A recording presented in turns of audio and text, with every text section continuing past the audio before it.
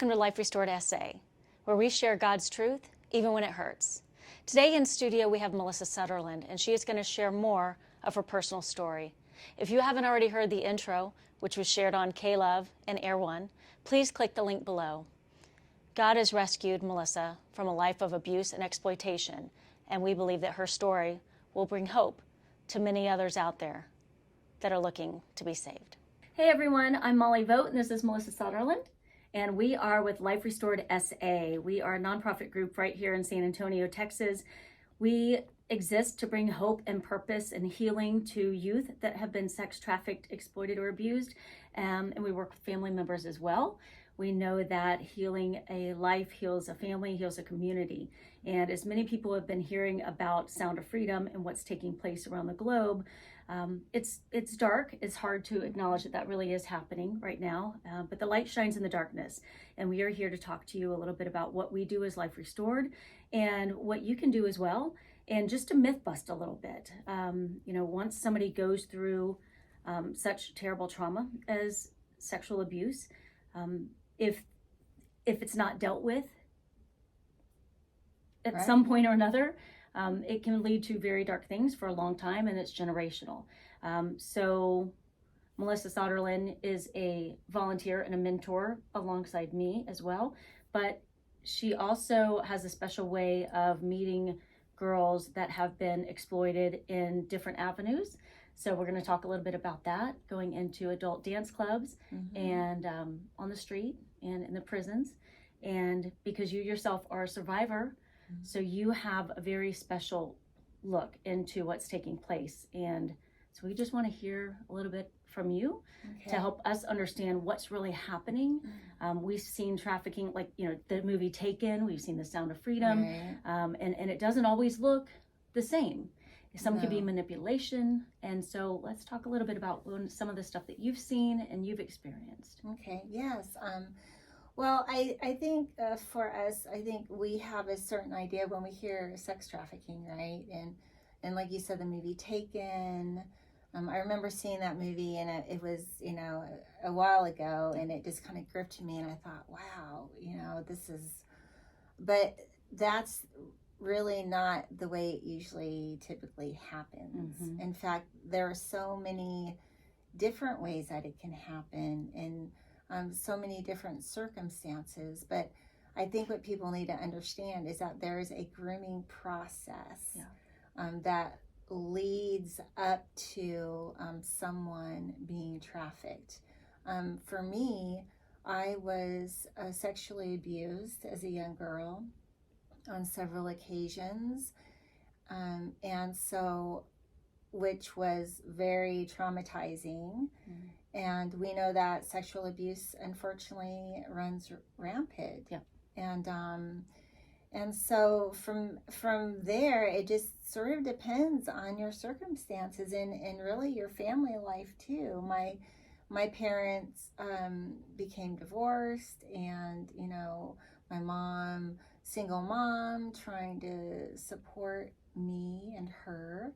And so she was gone a lot. I was left by myself, my own means. And just by the time I turned 17, I was just a mess. And I had all these holes in my heart from all of the hurt that I experienced. I was looking through a filter that was jaded, and a filter that was just... I was just so full of hurt and confusion and anger, and I ended up in a strip club. At what age? 17. I was 17, and in the state of Texas, that is illegal. You are not to hire anyone under the age of 18, and it is considered trafficking. But see, I would not have identified as a trafficking victim because I had emotional needs that I needed to be met, and felt like the manipulation that came from these people in the club, the managers, I mean, they saw me coming. I had a big target on my back. as someone who would be easily swayed. And I was. Because you were hurt. Because I was hurt. I was vulnerable. And even though I was offended, because I actually didn't originally go in there per se to be a stripper. I just wanted to be like a cocktail waitress, knowing that, yeah, I was probably going to be showing some skin and I was still going to be a part of what was going on. But anyway, I went under there, and it was an ad in a newspaper, and so it looked very professional, very respectable.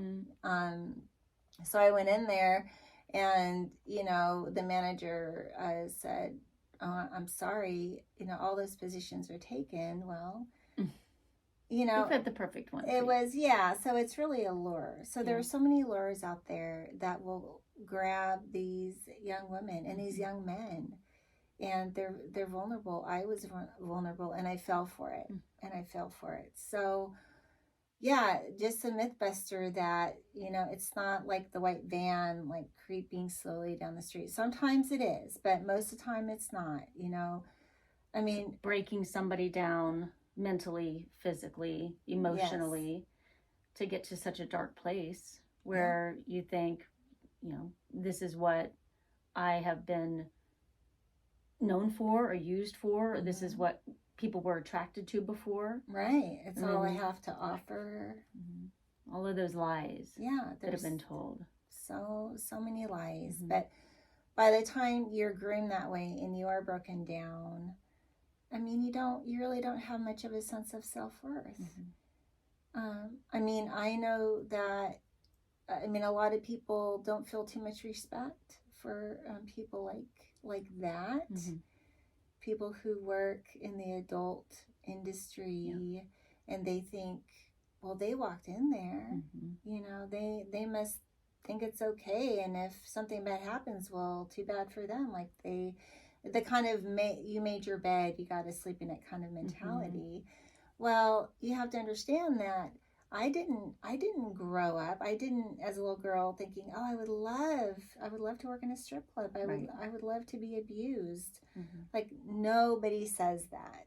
Right. Growing up. Right. So, you have to think, wait a minute, there's got to be a story. There's got to be a history here. That got them to that place. Exactly. Yeah. I know I've talked to many people over the years that they're like, well, if they're in a porn, they wanted to be, and they're sending these pictures, they're taking these pictures with a smile on their face because they want to. And I actually will tell you that I thought that too, Melissa. I believed it.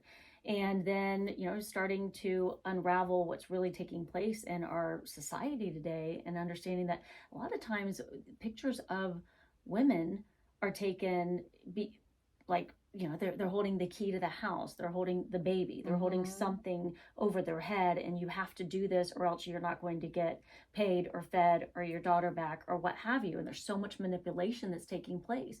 But people have to smile. The women are smiling and dancing, but inside got to be so broken. Oh yeah, definitely. And really just so confused. I know that when I started dancing, I knew, something inside me told me that, you know, Melissa, you don't belong here. But there's also a disassociation, you know, you somehow, like I did, I compartmentalized, you know, you don't use your real name, you pick an alias, anything just to separate yourself from what you're doing. So that tells you something, you know, that's a marker of trauma, you know, and yeah, again, I guarantee you that every single woman, if given an opportunity to get out and to truly understand that getting out is the best thing to do, they would do it. Everyone is just so full of fear. Fear is what kind of drives it too. When you're abused, your abuser, they know how to manipulate. They know how to instill that fear in you. There's so many different ways. And like, you know, with Life Restored, I know we've talked about this can be a coach, a teacher, someone that's like family or close that's to hurting the the family. people, that's hurting kids. Yeah. Yes, it's usually many times somebody that they know Mm-hmm. and that they trust. Yeah. In today's age, a lot of the kids think they know who they're friends with on social media, and we're seeing a lot of that right now because they'll just accept a friendship to playing a video game and those kinds of things. So we want to tell our kids to be careful of who they're befriending. But back just to the dance club, because you've got out of that, obviously. Yes. And now you are actually purposefully going in to talk to and minister to the girls that are in there. Yes. What are you saying to them? What are you hearing? Well, basically the goal is to create relationship. It's to be able to make a space for them to learn how to trust somebody, to be open to having someone kind of come and speak into their life. It's really a simple thing. It's making yourself available. And I felt so much condemnation from what I did. I mean, it took me a long time to get over the shame. And so, I mean, these women, they're full of shame. And whether they, you cover it up. You want to cover it up and say, well, I'm not. But it is. Yeah. You are. And so anyway, I just let them know that, hey, I know you're in here, and this is a hard way of life, and we're just here to come alongside you. And if you have thought about doing something else, hey, we want to champion this. We want to walk with you. What are you thinking about doing? What are your dreams? What are your hopes? A lot of these women, they've said goodbye to a lot of their hopes and dreams. Thinking that, well, my life just hasn't gone the way it should have gone, and here I am. But so it's kind of trying to stir that up in them, and just give them hope that, yeah, you have a great future ahead of you, and we want to help you try, if you're willing, to explore that. Yeah. And like we do with our kids that we work with, and with boys and girls, is being consistent. So you show up once, you show up the next week, you show up the next week. And that's what we're doing with our kids too, because it's been so sporadic that they, throughout the childhood and whatever kind of abuse they had, that they didn't have anyone consistent that they could rely on that was going to be there.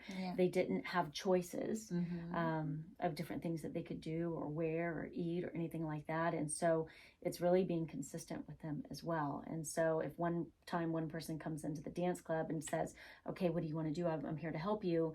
And then you don't come back again, that's not going to help. But I love that you keep going in there, and I know you're strong because you've been there before. But really quick, will you just tell us a little bit about your story and how did you get out? Yeah, well, I got out because of an eating disorder, which is, I always feel funny when people ask me that, because it's like, it's not like a big knight in shining armor came and just took me out of there, or it was I had anorexia, and also living in that lifestyle, you're so isolated, and like I slept all day and then woke up and boom, you're in the club, and just all these factors, and so my personal story is that I just barely ate. I was depressed, and I just, I just stopped, eating, hardly anything. And when you're in the midst of that world, it's like, go, go, go, right? And it's so destructive. And, you're really not thinking of, well, I should have had my carrots today or whatever.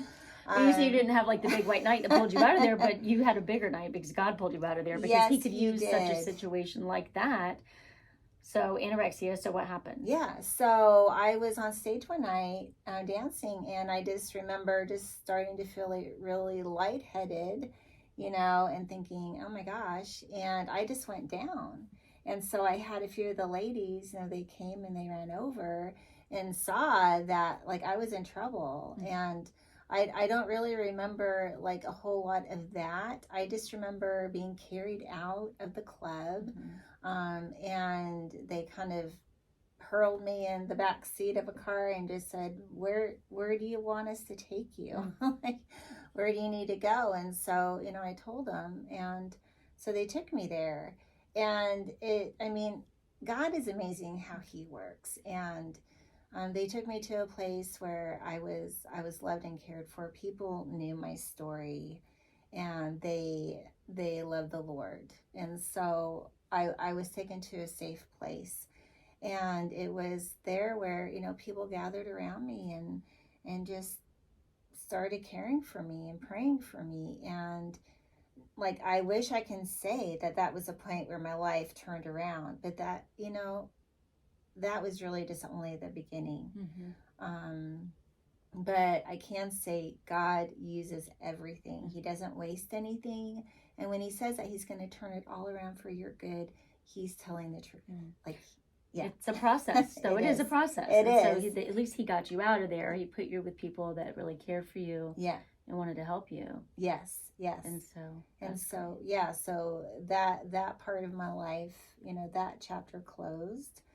But I tell you what, I got myself into all other kinds of things, and drug abuse, alcohol abuse, just promiscuity. I mean, you name it. I was so burdened.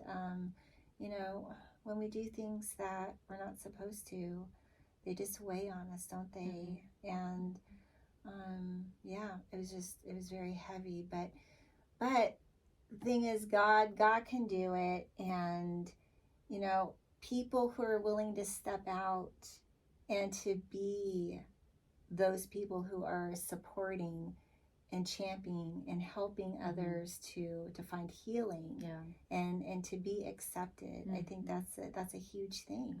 Well, I think it's helpful for people to hear this now, because you're like, okay, well, somebody on the street, she wants to be there. Somebody in the dance club, she wants to be there. But to actually literally sit down and hear this and go, wait a minute, no little girl dreams that when she grows up, she's going to dance and take her clothes off.